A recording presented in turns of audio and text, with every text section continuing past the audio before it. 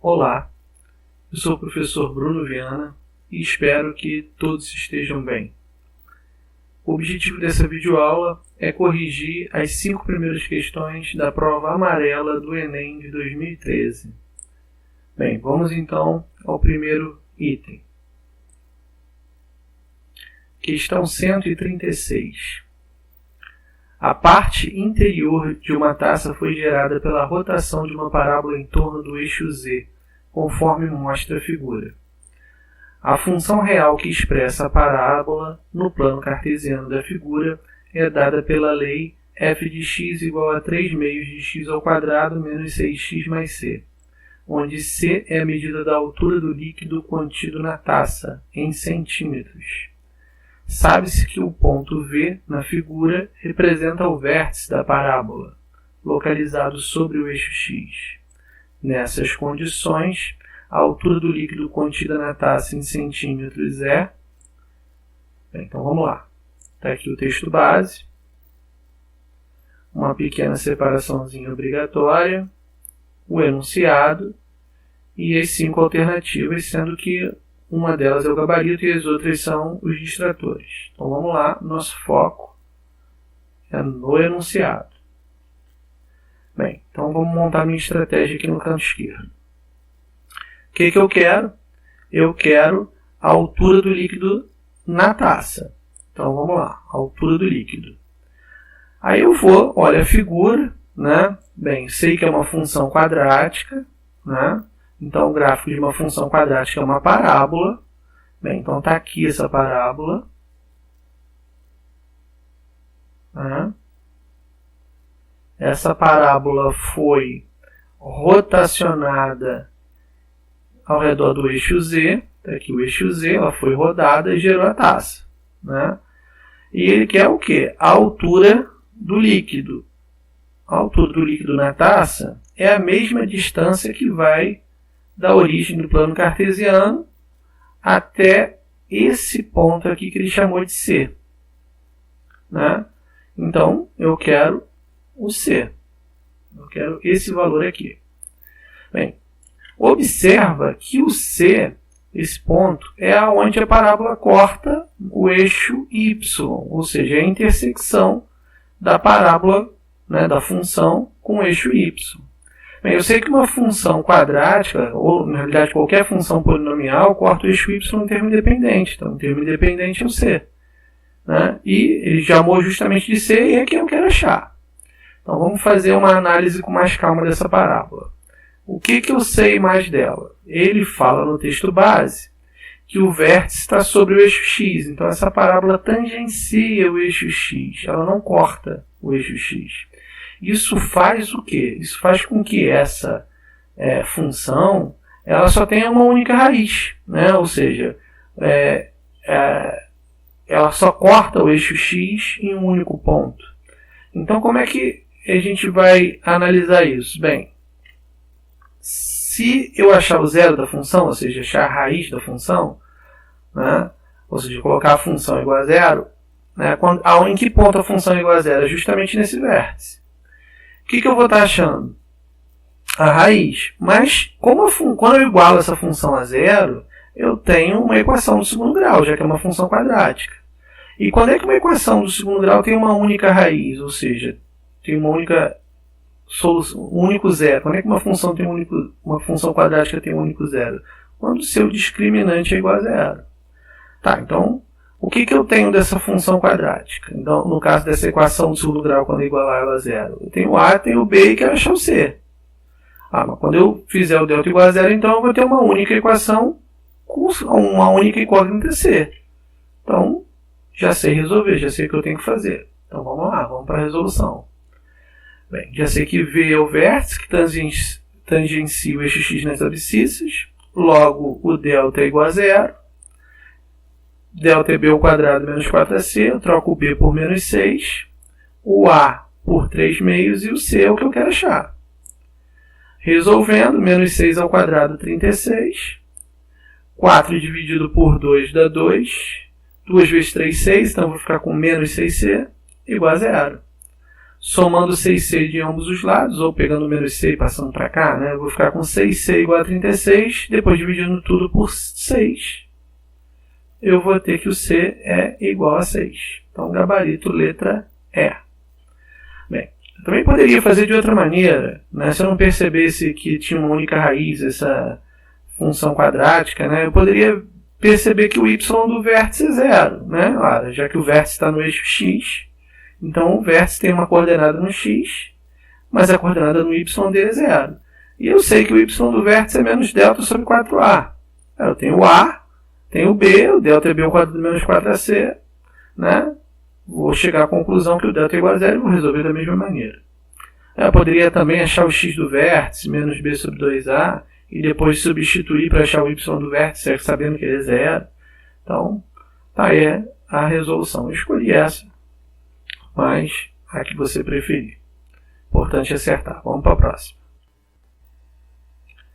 Questão 137. Muitos processos fisiológicos e bioquímicos, tais como batimentos cardíacos e taxa de respiração, apresentam escalas construídas a partir de relação entre superfície e massa, ou volume, de um animal. Uma dessas escalas, por exemplo, considera que o cubo da área S da superfície de um mamífero é proporcional ao quadrado de sua massa. Isso é equivalente a dizer que, para uma constante k maior que 0, a área S pode ser escrita em função de m por meio da expressão. Então, vamos lá. Texto base, o espaço, enunciado, as alternativas.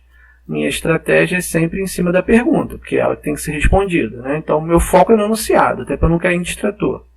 O que ele quer? Ele quer S em função de m. Bem, observe que todas as opções me dão S em função de m. Tá, então o que eu preciso? Do texto base, eu sei que o S é a área e m é a massa. E observa o texto que está aqui entre aspas. Ó, o cubo da área S da superfície de um mamífero é proporcional ao quadrado de sua massa. Ou seja, essa expressão que está aqui entre aspas gera uma relação entre S e m. Se eu escrever essa relação, é só isolar o S que eu resolvo. Ok, mas antes disso vamos para uma revisãozinha básica de proporcionalidade, de grandezas proporcionais. Eu vou chamar sejam duas grandezas, eu vou chamar elas de A e B, para a gente poder generalizar e fugir da ideia do problema.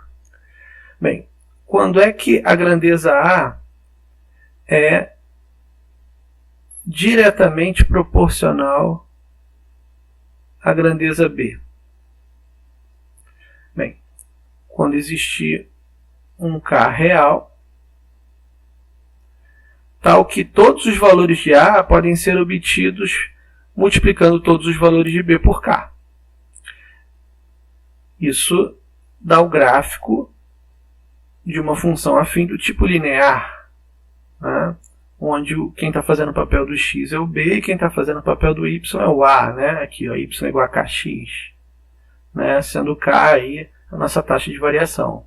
Isso implica que conforme os valores de B vão aumentando, os valores de A também vão aumentando na mesma proporção. Ok, mas e quando A é inversamente proporcional a B? Bem, a definição diz que é quando existe um número real, K, uma constante, tal que todos os valores de A são obtidos fazendo K dividido por todos os valores de B. Bem, o gráfico já muda, já não é mais uma reta, né? Sendo B o y, o x e o a o y, a gente tem um ramo da hipérbole equilátera.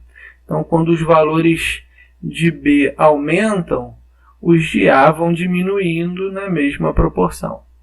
Tá, Bruno, mas aqui na questão, voltando à questão, ele não fala se é diretamente ou se é inversamente, ele só fala que é proporcional. Bem, por convenção, a gente assume, né, que é diretamente proporcional. Se fosse inversamente proporcional, ele teria que dizer no texto. O caso de ser diretamente proporcional não é obrigado basta falar é proporcional. Bem, então, já sei o que eu tenho que fazer. Vamos lá. Resolução, lendo aí, fazendo a tradução do português para matemática. O cubo da área S, então, S é o cubo, é proporcional, ou seja, K vezes, diretamente proporcional, ao quadrado de sua massa, M. Então, S é igual a K vezes m ao quadrado. O que eu tenho que fazer agora? Isolar o s. Bem, eu vou optar por elevar ao cubo, elevar a 1/3 a equação, os dois membros da equação. E aí o que a gente tem? Aqui a gente tem uma potência de potência, repete a base e multiplica os expoentes. Aqui a gente pode colocar uma potência para cada um, já que é um produto, né? Cada fator vai ser elevado ao expoente. Bem, 3 vezes 1, 3 dividido por 3 dá 1. Então, S elevado a 1, o K elevado a 1/3 eu repito. E aqui eu tenho outra potência de potência, 2 vezes 1/3. S elevado a 1 é S, e 2 vezes 1/3, 2/3. Está aqui a relação, dá para ver que o gabarito é letra D de dado. Lembrando aqui que eu podia optar também em passar esse cubo para lá em forma de raiz cúbica, ou colocar a raiz cúbica dos dois membros da equação, né? E aí como eu resolveria? Ficaria uma raiz cúbica para cada um, e eu usaria a definição de raiz, né? Como aqui o expoente é 1, esse índice aqui é para baixo do 1 e esse é para baixo do 2, eu ia ficar com k elevado a 1/3 vezes m elevado a 2/3, que dá o mesmo resultado. Ok? Vamos para a próxima. Questão 138. A lei da gravitação universal de Isaac Newton estabelece a intensidade da força de atração entre duas massas. Ela é representada pela expressão F é igual a G vezes M1 vezes M2 sobre D ao quadrado, onde M1 e M2 corresponde à massa dos corpos e D a distância entre eles. G, a constante universal de gravitação, e F, a força que um corpo exerce sobre o outro. O esquema representa as trajetórias circulares de 5 satélites de mesma massa orbitando a Terra. Então está aqui a figura. Então isso tudo é o texto base. Está aqui o enunciado, que é o meu foco. Qual gráfico expressa as intensidades das forças que a Terra exerce sobre cada satélite em função do tempo? Então está aqui os gráficos, que são as alternativas. Vamos para a minha estratégia. Bem, ele quer um gráfico. O eixo Y é a força. E o eixo X é o tempo, né? Ele quer a força em função do tempo. Todas as opções aparecem assim. O eixo Y força e o eixo X tempo. Ok, então vamos para o texto base. Ele me dá uma fórmula e me dá uma figura. Mas ele fala no texto base que esses satélites têm a mesma massa. Então eu vou fazer análise de 5 satélites. A massa da Terra vai continuar a mesma. Vai ser constante. A massa do satélite também, já que cada satélite tem a mesma massa. A constante gravitacional, ele mesmo falou que é constante, né? Então, peraí. O que vai fazer diferença aqui é a força e a distância. E a figura, ela deixa bem claro isso, né? O que difere um satélite para o outro, já que a massa é a mesma, é a distância. Então, já sei o que eu tenho que fazer. Vamos para a resolução. Repara que como G, M1 e M2 é constante para todas as análises, eu posso chamar isso aqui de K. Né? Multiplicando vai dar um valor, esse valor vai chamar de K.